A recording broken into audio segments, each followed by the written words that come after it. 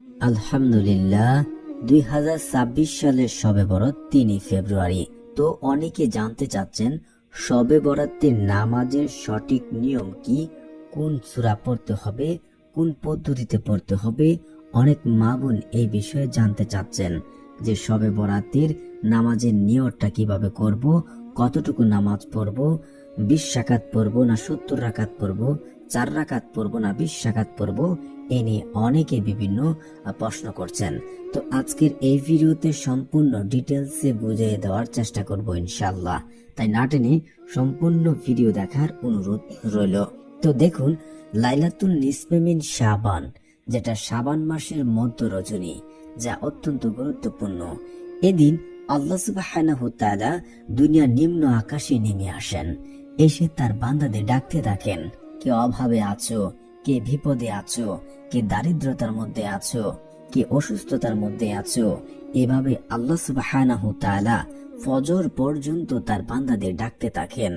এমনকি তিনি এই দিন, এই রাত্রে দুনিয়ার সমস্ত সৃষ্টিকুলের উপরে রহমতের দৃষ্টি দেন, মানুষকে সাধারণ ক্ষমা ঘোষণা করেন। কয়েক শ্রেণী লোক ব্যতীত আল্লাহ তাআলা তাদেরকে সাধারণ ক্ষমা ঘোষণা করে থাকেন। তো এই রাতটি অত্যন্ত বরকতময়, অত্যন্ত গুরুত্বপূর্ণ রাত। এই রাত্রে আবার অনেকে রাতকে ছেড়ে দেন, ছাড়াছাড়ি করেন, আবার অনেকে এটা নিয়ে বাড়াবাড়ি করেন। কোনোটাই করা যাবে না, আমাদেরকে মধ্যপন্থা অবলম্বন করতে হবে। এ রাত্রে বেশি মসজিদ আলোকসজ্জা করা যাবে না। একাত্রে সবাই মিলে নফল নামাজ যেটা পড়ে এক গ্রামে গঞ্জে, এভাবে যে এইগুলো আপনারা করতে পারবেন না। এছাড়া আপনারা এ রাত্রে সাধারণভাবে আমল বা নফল নামাজ, আল্লাহ তাআলার কাছে দোয়া দুরুদ, এগুলো আপনারা করতে পারবেন, কোনো বাধ্যবাধকতা নেই। তো আল্লাহ সুবহানাহু ওয়া তাআলা এই রাত্রে বলা হয়েছে লাইলাতুল নিসফে মিন শাবান, মানে এটাকে শবে বরাত, অনেকে বলে ভাগ্য রজনী, অনেকে বলে নাজাত, বা অনেকে বলে এটি অত্যন্ত বরকতময় একটি রাত। তো এই রাত্রে আল্লাহ সুবহানাহু ওয়া তাআলার কাছে আমরা বেশি বেশি তওবা, ইস্তিগফার এবং আল্লাহ তাআলার কাছে বেশি বেশি দোয়া করব। যারা আমরা অভাব দারিদ্রতা রয়েছে, আল্লাহ তাআলার কাছে আমরা সাহায্য চাইবো, আল্লাহ তাআলা আমাদের রহম করবেন। কারণ ওই সময় বান্দাকে আল্লাহ তাআলা ডাকতে থাকেন, কে অভাবে, কে দারিদ্রতার মধ্যে আছো, আমার কাছে চাও, আমি তাকে তা দান করব। তো আমরা এখন এই গুরুত্বপূর্ণ রাতকে আরো সুন্দরভাবে একাকিত্ব মসজিদে বা ঘরে নির্জনে কিভাবে আমল করব, মা বোনেরা অনেকেই তা জানেন না। তাই বলছি, আপনাদের ভালো করে জেনে তারপর আমলগুলো করতে হবে।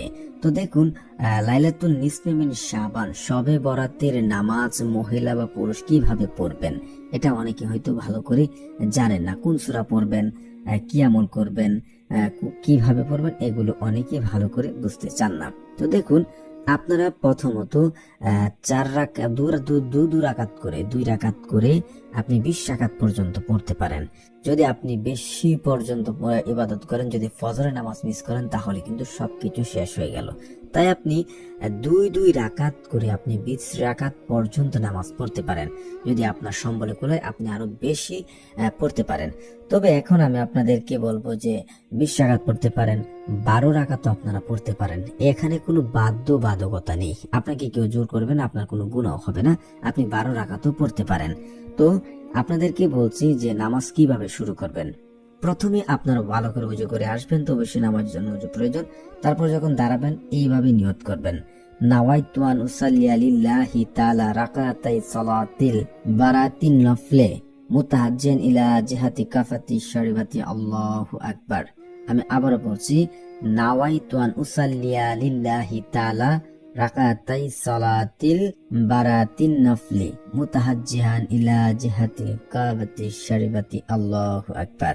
বা যারা পারেন না, আপনারা বাংলা উচ্চারণ করতে পারবেন, শবে বরাতে 2 রাকাত নফল সালাত বা নফল নামাজ কিবলামুখী হয়ে পড়ছি, আল্লাহু আকবার। এইভাবে আপনারা নামাজ পড়তে পারেন। আর তারপর আপনারা সানা পড়ে বিসমিল্লাহ সহ আপনারা সূরা ফাতিহা পড়ে যে কোনো একটি সূরা আপনার যেটা ভালো লাগে আপনি মিলাবেন এবং মিলিয়ে পড়বেন। আশা করছি বুঝতে পেরেছেন।